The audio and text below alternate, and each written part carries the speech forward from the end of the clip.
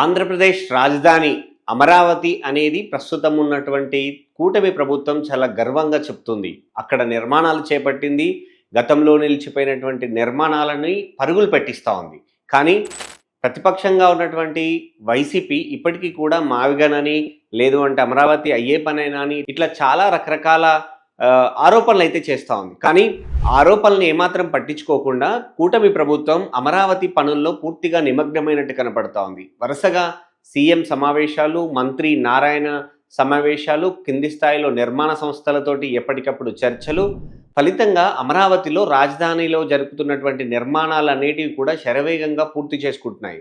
ఇప్పటికే చాలా నిర్మాణాలు తుది దశకు చేరుకుంటున్న నేపథ్యంలో ఇటీవల మనం మంత్రులకు సంబంధించినటువంటి క్వార్టర్స్ చూసాం. అక్కడ నివాసాలు ఎలా ఉన్నాయి, ఒక్కొక్క నివాసం ఎంత ఉంది, ఎలా ఉన్నాయి అనేది చాలా స్పష్టంగా చూసిన నేపథ్యంలో ఇప్పుడు ఎమ్మెల్యే ఎమ్మెల్సీలకు సంబంధించినటువంటి బిల్డింగ్స్ మీరు చూడొచ్చు.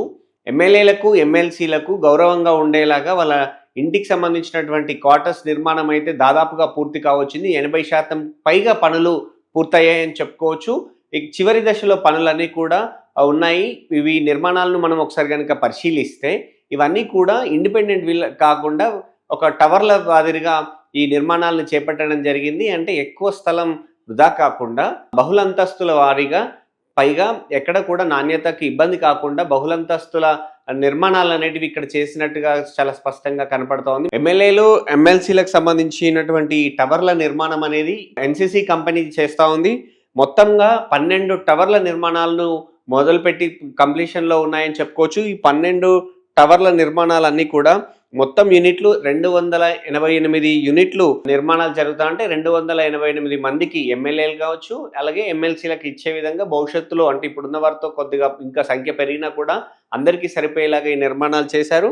అలాగే ఒక్కొక్క యూనిట్ నిర్మాణం కనుక చూస్తే దాదాపు 3500 చదరపు అడుగుల్లో ఈ నిర్మాణం అనేది చేశారు. అంటే ఒక్కో ఎమ్మెల్సీకి లేదా ఎమ్మెల్యేకి 3500 చదరపు అడుగుల్లో ఉన్నటువంటి ఒక క్వార్టర్ని కేటాయిస్తారు. సో రాజధాని ప్రాంతంలో ఎమ్మెల్యేలు లేదా ఎమ్మెల్సీలకి అధికారికంగా ఒక నివాసం ఉండాలి కాబట్టి దానికోసమని ఈ నిర్మాణాలు చేపట్టారని చెప్పుకోవచ్చు. అలాగే 10.48 ఎకరాల్లో ఈ టవర్ల నిర్మాణం చేపట్టారు. అంటే టవర్ల నిర్మాణం కావచ్చు, అలాగే గార్డెనింగ్ కావచ్చు, ఇతర సదుపాయాలన్నిటికీ కలిపి దాదాపు 10.48 ఎకరాల్లో ఈ నిర్మాణాలను చేపట్టారు.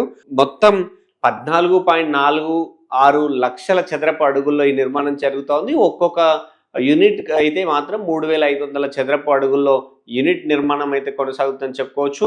ప్రస్తుతం ఈ గ్రానైట్ ఫ్లోరింగ్ కావచ్చు, ఎలక్ట్రానిక్ సంబంధించినటువంటి వైరింగ్ కావచ్చు, అలాగే ప్లంబింగ్ సంబంధించినటువంటి పనులు జరుగుతూ ఉన్నాయి. పనులు తుది దశల్లో ఉన్నాయి. వీలైనంత త్వరగా ఈ పనులని పూర్తి చేస్తామని చెప్పి నిర్మాణ సంస్థలు ఇటు ప్రభుత్వానికి నివేదిక అందించాయి. సో అందులో భాగంగా ఫిజికల్ ఇన్స్పెక్షన్ కూడా ప్రభుత్వం తరఫున మంత్రులు వెళ్ళి చేయడం జరిగింది. మంత్రులు నారాయణ అలాగే నిమ్మల అధికారులతో కలిసి ఆ నిర్మాణాలని పరిశీలించారు.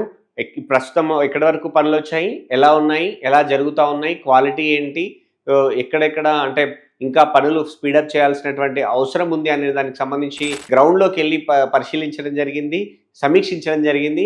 నిర్మాణ సంస్థలకు పలు సూచనలు చేయడం జరిగింది. ఓవరాల్గా ఇప్పటికే మంత్రులకు సంబంధించినటువంటి బిల్డింగ్లు అందుబాటులోకి రాబోతా ఉన్నాయి. ఇప్పుడు ఎమ్మెల్సీలకు సంబంధించినటువంటి క్వార్టర్స్ అందుబాటులోకి రాబోతా ఉన్నాయి. అతి త్వరలోనే వివిధ విభాగాల హెచ్ఓడీలకు సంబంధించి కావచ్చు, అలాగే ఐఏఎస్ ఆఫీసర్ సంబంధించినటువంటి క్వార్టర్స్ నిర్మాణానికి సంబంధించి కూడా పూర్తి చేయాలన్నటువంటి సంకల్పంతో పనులైతే జరుగుతూ ఉన్నాయి.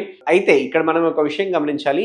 నిర్మాణాలన్నీ పూర్తవుతే అక్కడికి సంబంధించినటువంటి అధికారులు కావచ్చు, నేతలు కావచ్చు అక్కడికి షిఫ్ట్ అవుతే ఆటోమేటిక్గా అక్కడ రాజధానికి సంబంధించినటువంటి మిగతా పనులు కూడా పూర్తి కావడానికి ఎక్కువ అవకాశం ఉంటుంది అని చెప్పుకోవచ్చు. వర్షాకాలంలో కొంత లేట్ అయినప్పటికీ ఈ తీవ్రత రానున్న రోజుల్లో వర్షాలు పడే అవకాశం ఉన్న నేపథ్యంలో ఆ లోపే దాదాపు మిగతా పనులన్నీ కూడా పూర్తి చేయాలన్నటువంటి ఉద్దేశంతో ఈ పనులను అయితే జెట్ స్పీడ్లో నడిపిస్తూ ఉన్నారని చెప్పుకోవచ్చు.